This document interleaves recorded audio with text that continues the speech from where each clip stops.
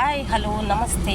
ನಾನು ನಿಮ್ಮ ಪ್ರೀತಿಯ ಮಧು ವರ್ಜುರಾ ಕ್ರಿಯೇಷನ್ಸ್ ಚಾನಲ್ಗೆ ಸ್ವಾಗತ ಸುಸ್ವಾಗತ. ವಿಷಯ ಏನಪ್ಪ ಅಂತಂದರೆ, ಇವತ್ತು ಬೆಳಗ್ಗೆ ಬಸ್ಸಲ್ಲಿ ಒಂದು ಹೆಣ್ಮಗಳು, ನಾನು ಹೆಣ್ಮಕ್ಳ ಬಗ್ಗೆ ಹೇಳ್ತಿರ್ತೀನಿ. ತಾಳಿ ಅಂದರೆ ಏನು ಗೊತ್ತೇ ಇದೆಯಲ್ಲ, ತಾಳಿನ ಒಳಗಡೆ ಹಾಕ್ಕೊಳ್ಳಿ ಪುಣ್ಯತ್ ಕಿತ್ತೀರಾ ಅಂತ. ಈಗ ನೋಡಿ, ಒಬ್ಬ ಕಿತ್ಕೊಂಡು ಹೋದ ಬಸ್ಸಲ್ಲಿ.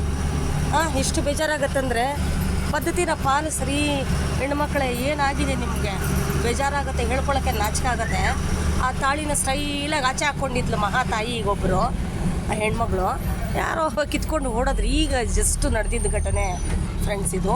ನಾನು ಹೇಳ್ತಿರ್ತೀನಿ ಹಲವಾರು ಹೆಣ್ಮಕ್ಳಿಗೆ, ಅರ್ಶಿನ ಕುಂಕುಮ ಇಟ್ಕೊಳ್ರಿ, ಬರೀ ಲಿಫ್ಟಿಗೆ ಒಂದು ಮೆತ್ಕೊಳ್ಳೋದಲ್ಲ.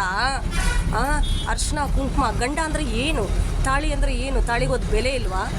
ಹೆಣ್ಣುಮಕ್ಳು ಯಾಕೋ ಬರ್ತಾ ನಮ್ಮ ಪದ್ಧತಿ ಸಂಪ್ರದಾಯನ ಬಿಡ್ತಿದ್ದಾರೆ. ನಮ್ಮ ಹಿಂದೂಗಳು ಬೇಡ, ಮುಸ್ಲಿಮ್ ಇಟ್ಕೊ ಅಂತ ಹೇಳ್ತೀವ, ಕ್ರಿಶ್ಚಿಯನ್ ಇಟ್ಕೊ ಅಂತ ಹೇಳ್ತೀವ ಹೆಣ್ಮಕ್ಳೇ. ನಮ್ಮ ಹಿಂದೂಗಳು ಎನಿ ಕ್ಯಾಸ್ಟ್ ಆಗ್ಬೋದು, ಕುಂಕುಮ ಒಂದು ಚೂರು ಸ್ಟಿಕ್ಕರು. ಸುಮಾರು ಜನ ಹೀರೋಯಿನ್ಗಳನ್ನ ನೋಡ್ತಿದ್ದೀವಿ, ಹಣೆಗೆ ಕುಂಕುಮನೇ ಇಡಲ್ಲ.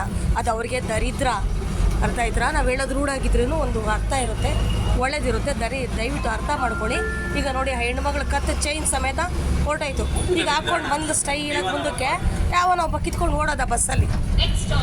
ಇದಕ್ಕೆ ನಾನು ಹೇಳೋದು, ತಾಳಿನ ಒಳಗಡೆ ಇಟ್ಕೊಳ್ಳಿ. ನಮ್ಮ ಕರೋಕೆಯಲ್ಲೂ ಅಷ್ಟೇ, ಸಿಂಗರ್ಸ್ಗೆ ಹೇಳಿದ್ರೆ ನಾನು, ಒಬ್ಬರು ಅರ್ಥ ಮಾಡ್ಕೊಳ್ಳಲ್ಲ, ಕೋಪ ಮಾಡ್ಕೋತಾರೆ. ಎಲ್ರಿಗೂ ಯಾರು ಹೇಳಲ್ಲ ರೀ, ಏನೋ ನಮಗೆ ದೊಡ್ಡವ್ರು ಹೇಳ್ಕೊಟ್ಟಿರೋ ಬುದ್ಧಿನ ನಾವು ಹೇಳ್ತೀವಿ. ನಾನು ಏನೇ ಇದ್ರೂ ಒಳ್ಳೇದನ್ನು ಹೇಳ್ತೀನಿ, ಅರ್ಥ ಮಾಡ್ಕೊಳ್ಳಿ ಫ್ರೆಂಡ್ಸ್. ಎಷ್ಟು ಬೇಜಾರಾಗ್ತಿದೆ ಅಂದರೆ, ಆಯಮ್ಮನಿಗಿಂತ ಹೆಚ್ಚಾಗಿ ನನಗೆ ಬೇಜಾರಾಗ್ತಿದೆ. ನನ್ನ ಮಾತನ್ನು ಯಾರು ಪಾಲಿಸ್ತಿಲ್ವಲ್ಲ. ದಯವಿಟ್ಟು ಹೆಣ್ಮಕ್ಳಿಗೆ ಹೇಳೋದಿಷ್ಟೇ, ಕೈ ಮುಗಿತೀನಿ. ಮದುವೆ ಆಗಿರೋ ಹೆಣ್ಮಕ್ಳು ಹಣೆ ಕುಂಕುಮ ಇಟ್ಕೊಳ್ಳಿ, ತಾಳಿಗೆ ಗೌರವ ಕೊಡ್ರಿ. ನೀವೆಷ್ಟು ಜೋಪಾನವಾಗಿ ಕಾಪಾಡ್ಕೊಳ್ತೀರಿ, ನಿಮ್ಮ ಗಂಡನಿಗಷ್ಟೇ ಆಯುಷ್ಯ ಇರುತ್ತೆ.